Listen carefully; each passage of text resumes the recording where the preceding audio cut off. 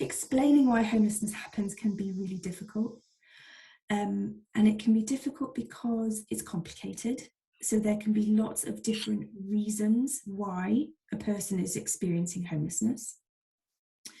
But it's also difficult because in our culture, we're often really quick to blame people, to blame individuals for their situations. And sometimes it can be really hard for us to see the bigger picture in people's lives, to see the context that they're living in.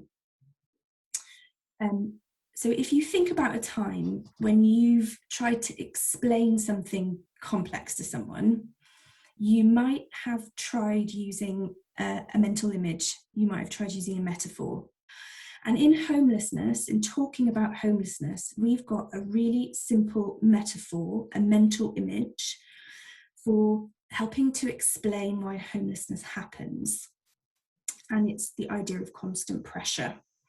And you can use it in ways like this. So you could say poverty puts people under constant pressure.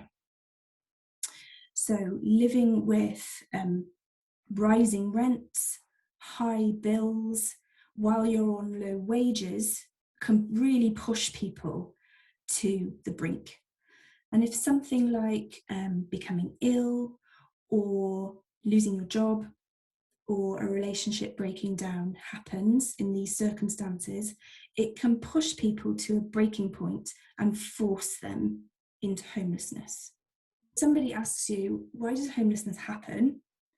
You can come in with the idea of the constant pressure that living in poverty puts on people and the external forces in people's lives pushing them into homelessness. And those external forces can be things like really high rent. It's really difficult to afford. It can be costs in life like high bills, childcare, travel. It can be insecure work like living on low wages or having things like 0 hours contracts, which makes people's work insecure. All of those external factors which can force people into homelessness. You can bring in those into your answer to help people understand why homelessness truly happens.